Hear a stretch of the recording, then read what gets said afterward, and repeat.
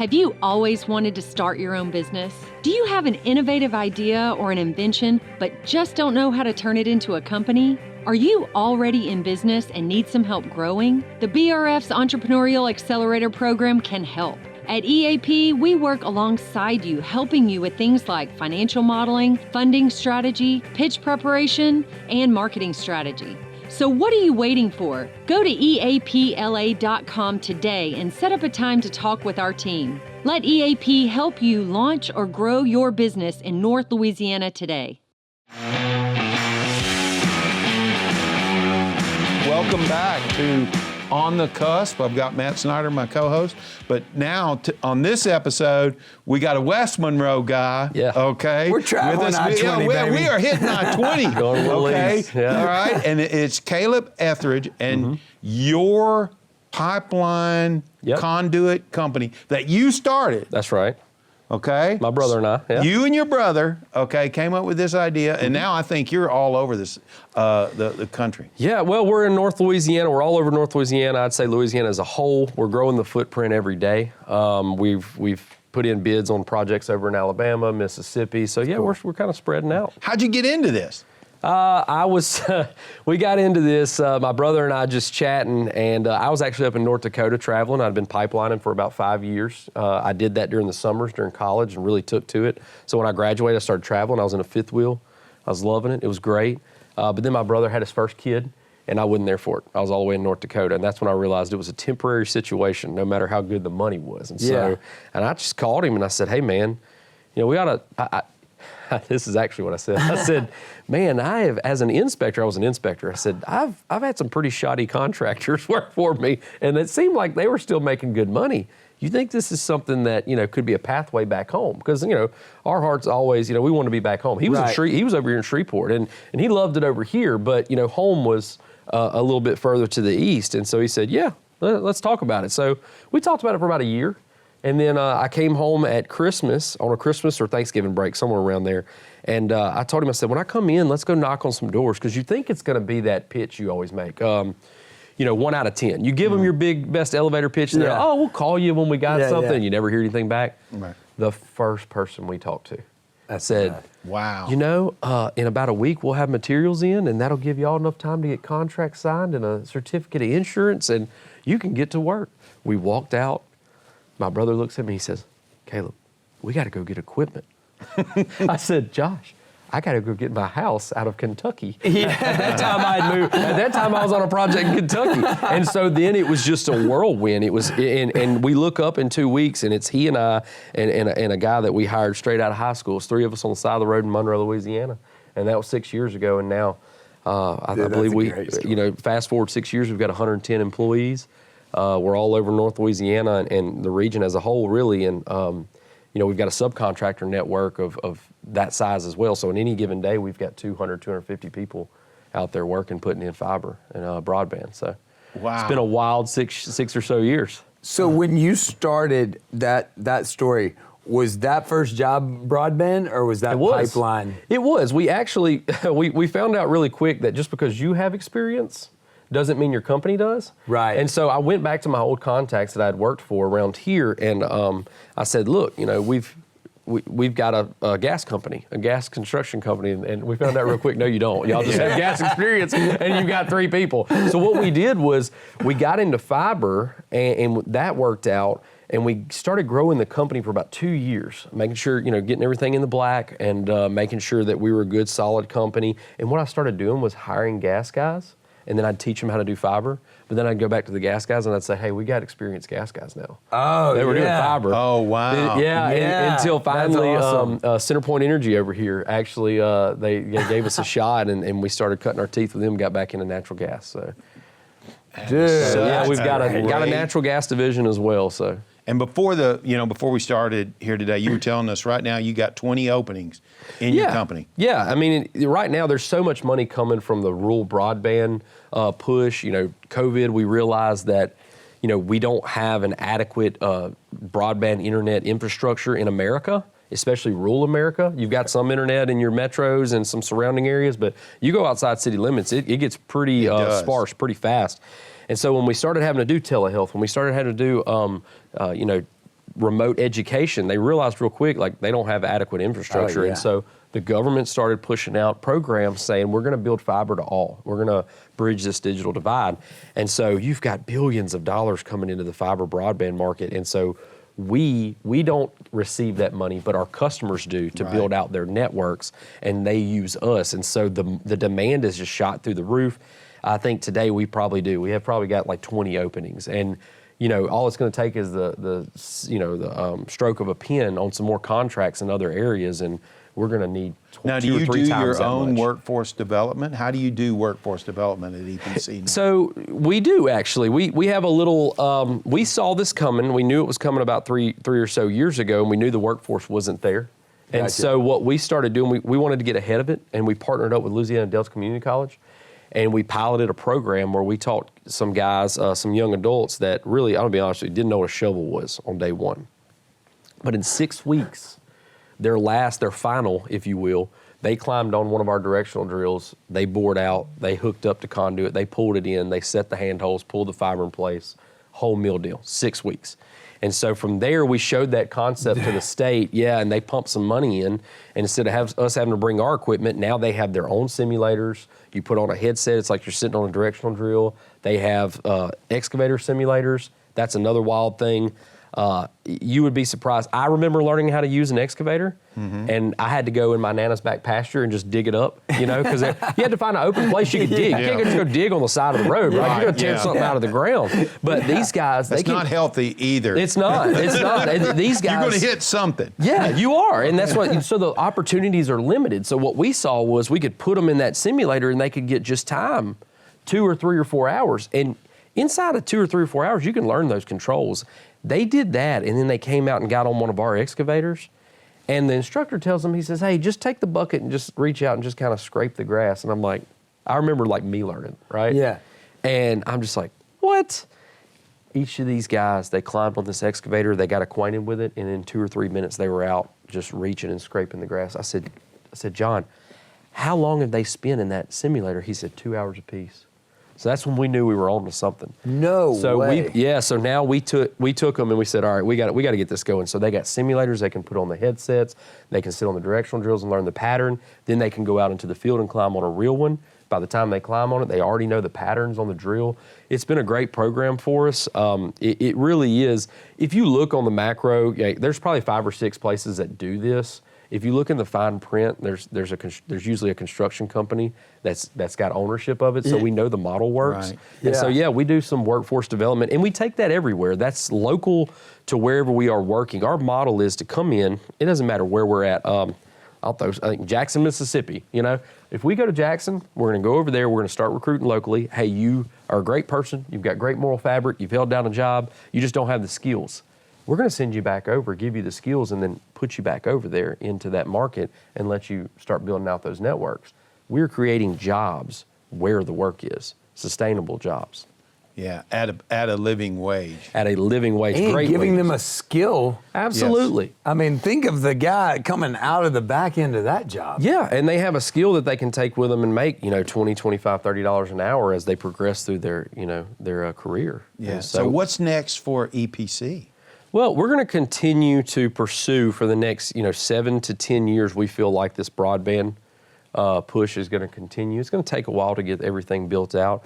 And so we're going to continue to go into different markets, kind of show them that model that we just talked about of sustainable jobs. Because the next thing, if you build millions and millions of miles of fiber, guess what you're going to have to do next? Maintain millions and millions. Oh, yeah. Plays back into that model, right? Now we have upskilled your workforce in the area. So instead of having out-of-towners that you got to pay per diem and all those things that are a little bit costly, now we've left behind a local workforce that participated in the build. So who better to maintain it than the ones who built it?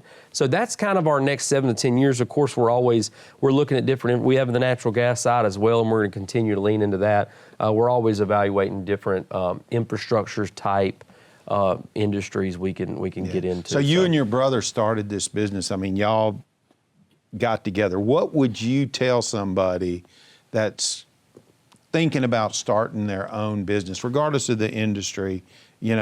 What advice would you give them? Find something you're passionate about. That's where it starts, that's right? where it starts. I mean, you can get burnt out so quickly. You know, starting your business, I'd love to tell you that it's roses. It's not. It's an absolute grind. Now, it's worth every second of it.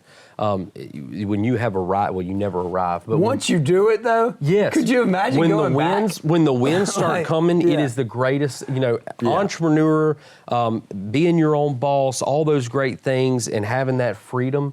There's nothing that can replace it, but it is a grind getting there. There's going to be nights where you're going to feel, you know, about this big and where you're going to have a large setback. And if you didn't start with something that you were passionate about, the fire's going to go out. That's right. So I tell people all the time, so first find something that's just in your jobs, right? Yeah. That's in your, you know, not even entrepreneur, that's your jobs. You know, find something you're passionate about because that's what's going to keep you going.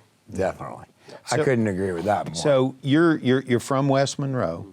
Okay. You went to West Monroe High School? No, okay. So I moved to West Monroe. I am from Columbia or Grayson, if you want to get specific. I'm about 30 minutes south of there. Okay. Monroe and West Monroe was always where you drove to get groceries, right? Okay. And You're a big city went to guy. Walmart.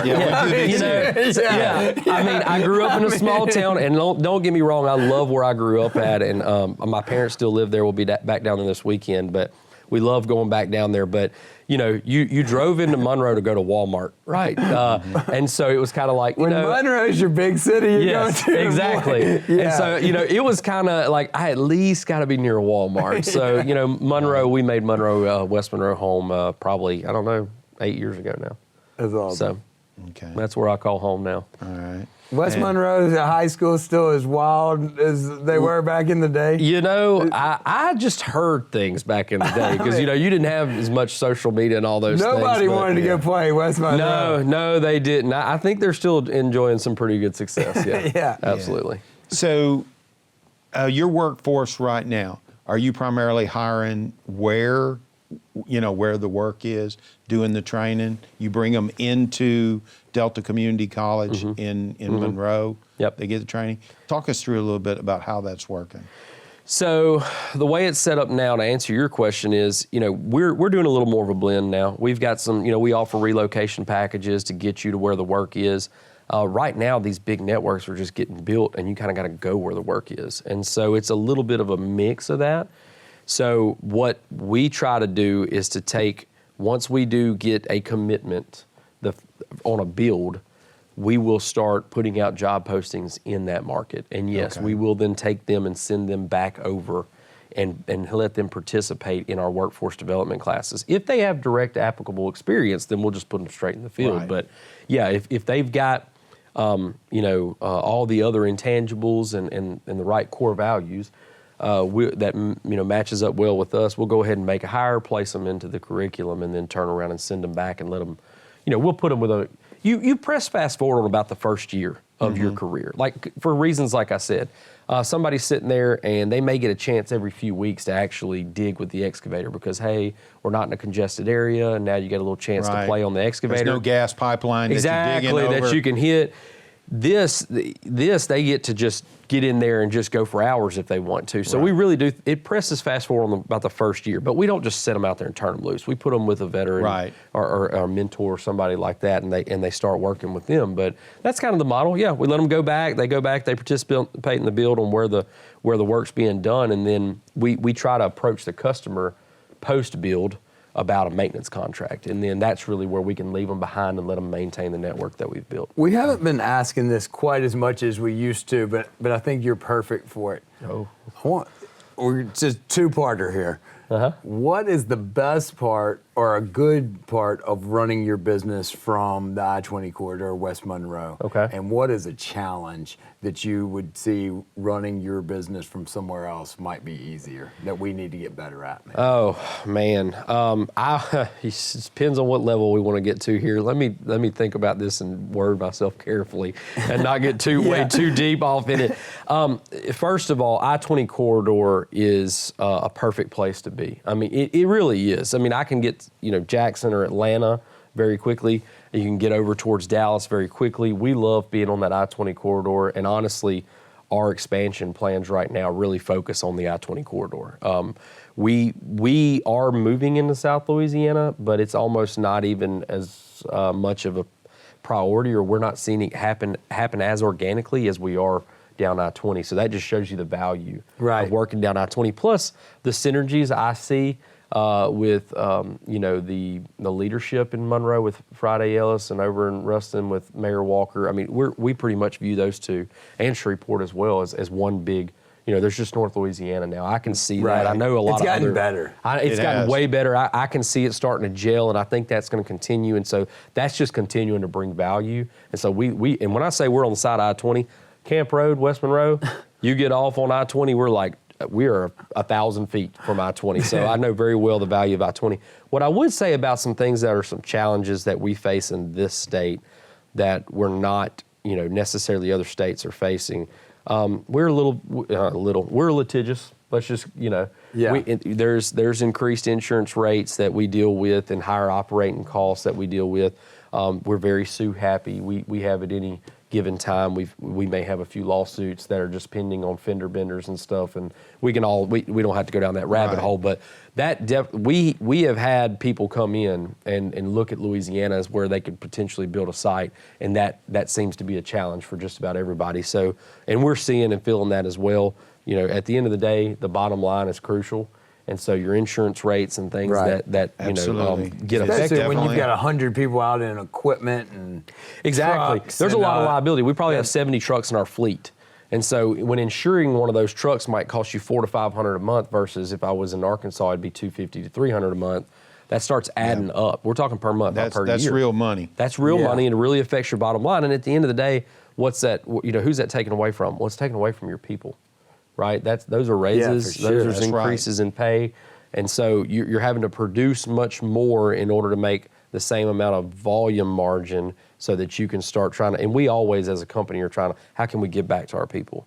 And it just, at the end of the day, it takes from that. And so I would say that's one of the that's a things great I point. would love to see us, and I know this is going on too, I would love to see us continue this work that we're doing in early education, and then also getting the trades down into the high schools and letting them get exposed to things like what we do out of high school. I love our four-year institutions, but I do not believe in any shape or form that that's the only path to success in life. Right. I really want to see us continue to lean in. I'm seeing other states do that as well. We're doing pretty good at it. I want to continue to see us make progress that there. simulator, taking that into high school and letting a high school kid drive an excavator, how Yeah. cool would That's that right. be? And What a that is fun where when you we're class said that that, would be. when you said that, I thought about they're probably better at the manipulation. They are. Oh, video Okay, game. than I would ever be. They call Okay. it the gamification. That's is correct. what they're calling it now, and Yeah. and they love it. They put on that Oculus or whatever headset, and they get in there, and we're even looking at ways now. We're talking to some different firms, and so we are leaning into how can we get it into every high school thing, because we can do two things. We could get data from that student on how well they perform to those skills. So somebody might be more apt to go this direction. Somebody might have more aptitude to go this Yep. direction. We can also gauge their interest in what they're doing.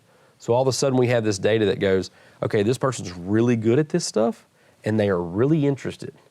And so all of a sudden, those are the ones we might want to If start. you can match Wow, those, that's awesome, yes. dude. If That's you can really match cool. those, then they can pick a career field. That's right. That's really good for them. That's going to launch them. Exactly. That is something that is so different that I think with technology changing, like when we Yeah. were in school, Yeah. Oh, nobody, they were like, what do you Yeah. want to be? Yeah. They Yeah. didn't, that was Yeah. like, Data really is. The question I hated, even for my daughters, okay, was, well, where are you going to college?